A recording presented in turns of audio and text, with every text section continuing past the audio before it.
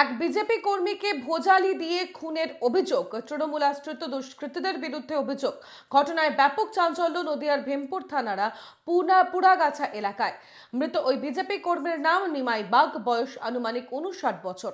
জানা গিয়েছে ভীমপুর থানার আসাননগর পুরাগাছা এলাকায় দীর্ঘদিন ধরে সক্রিয়ভাবে বিজেপির সঙ্গে যুক্ত ছিল। পরিবারের অভিযোগ, এর আগেও বিজেপি করার জন্য তৃণমূলের পক্ষ থেকে তাকে বিভিন্নভাবে হুমকি দেওয়া হতো। তদন্ত শুরু করেছে পুলিশ। বিজেপি কর্মীকে ভোজালি দিয়ে খুনের অভিযোগ স্থানীয় তৃণমূল নেতৃত্বের বিরুদ্ধে। মূল অভিযুক্তের খোঁজ চালাচ্ছে পুলিশ। ভীমপুর থানার আসাননগর পুরাগাছা এলাকার এই ঘটনা।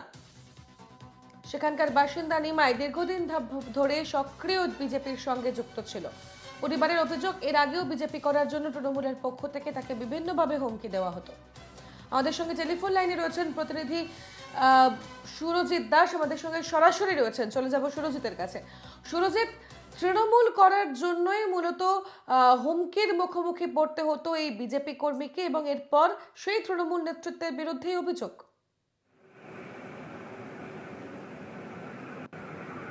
দেখো, এমনটাই প্রাথমিকভাবে অভিযোগ তুলছেন কিছু বিজেপি নেতৃত্ব। তার কারণ এই যে নিমাই বাগ দীর্ঘদিন ধরে যেটা মনে করা হচ্ছে এবং পরিবার সূত্রে যেটা জানানো হচ্ছে, ওই এলাকার সক্রিয় বিজেপি কর্মী ছিলেন এবং দীর্ঘদিন সাধারণ মানুষের সঙ্গে ওই এলাকায় খুব ভালো সুসম্পর্ক ছিল এই নিমাই বাগের।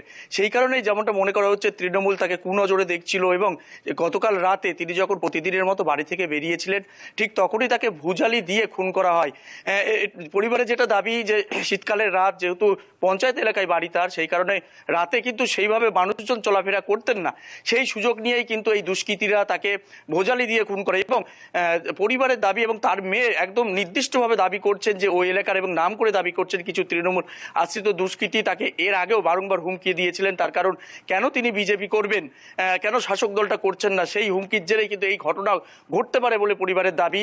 এরপরে কিন্তু গতকাল রাতেই ভীমপুর থানার পুলিশ আসে ঘটনাস্থলে। নিমাই বাগ তার মৃতদেহ উদ্ধার করে হাসপাতালে নিয়ে যায়। আজ তাকে ময়নাতদন্তের জন্য শক্তিনগর হাসপাতালে পাঠানো হবে। অন্যদিকে ঘটনার খবর পেয়ে কিন্তু এই পুরাগাছা পঞ্চায়েত এলাকার বিভিন্ন বিজেপি নেতৃত্ব তারা ঘটনাস্থলে আসেন। তারা সুস্পষ্ট দাবি তুলছেন যে অবিলম্বে প্রশাসন যদি অভিযুক্তকে গ্রেপ্তার না করে, তাহলে আগামী দিনে তারা কিন্তু বৃহত্তর আন্দোলনে নামবেন। তনুশ্রী, ধন্যবাদ সুরজিৎ, তুমি নজর রাখতে থাকো, পরে আবারও তোমার কাছে ফিরবো।